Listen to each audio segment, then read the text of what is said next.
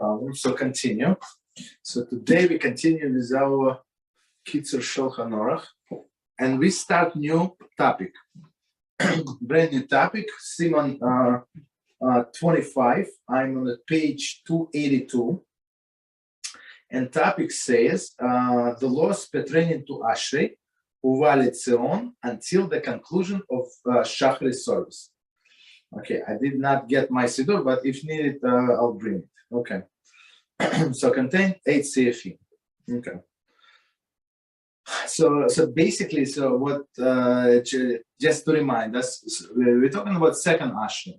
Maybe we have two Ashrei during the Shachri. So one is in the middle of Psuki de Zimra, exactly in the middle, and second one is after the Shmona Esra, after if in the days where we read Torah, we read Torah. After we say Tachanun, we say Tachanun. So, and after that, we say Ashrei. Okay, so let's see.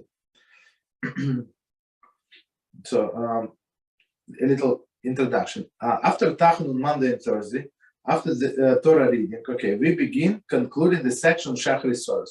So, I would say if we split it in blocks, as we said before, so first we say Karbonos, morning blessing and Karbonos, then we say Psuki de Zimra, right, second block, then you say Shema, right, blessing before, after Shema, you say Shema, then you say Shmona Esre, right, second, next block, and then Tachanun and Torah or Torah reading.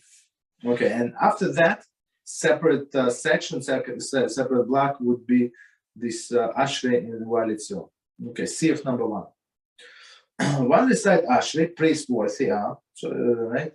And Tehillah le David, a psalm of praise by David, right? And one is required to concentrate intently while reciting it. And specifically while reciting the verse, Paseach es yadecha. Right, so it says in all Siddurim, it says in this case, in the case Paseach, so you have to touch the tefillin on your hand and tefillin on your head and kiss it, right? Kiss your fingers. You open your hand. One must concentrate fully, right? As it is written in 14.2. So we've actually discussed it. So so there we rule. So if he did not concentrate on this phrase, this single phrase, he has to go back to the beginning of the psalm, right? And I mean that's the point. The point of the whole, in some sense, of the whole Psuki de Zimra, to recite this word Paseach Esedecha. You open your hand. So everybody everybody, even if they would keep pray quietly the whole Psuki de Zimra, this piece they say out loud. Okay, so let's see. Psalm of David, praised by David. Okay, commentary. Number 1, Tehillim chapter 145, preceded by 2 preliminary verses, each beginning with the word Ashrei, right? This psalm is also recited early in Shacharis during Psuki de Zimra, okay, we said that, as we conclude our morning prayers and turn to the task of earning our livelihood. We repeat this psalm to request that God provide for our needs. See Shulchan Aruch 132. So basically now it's a conclusion. It's very interesting explanation. It concluding morning services, and now we all have to go out in the world and deal with non-Jews and with all of these enemies and stuff like that. So to try to provide for earn our livelihood, right? Not easy. So we say that HaShem, I know that you open your hand and give all of the people at the right time. I know that. So it doesn't matter what the people are going to say, doesn't matter what they're going to do, I'm not going to lose. Why? Because I'm relying on you. Okay, so I know one more commentary. One must concentrate fully, right? As I read it in above. So commentary say, there Kitzur explained that upon reciting this verse, a person should pray for his sustenance, as well as the sustenance for all Jews, and that one who failed to concentrate while reciting the verse is obligated to repeat it.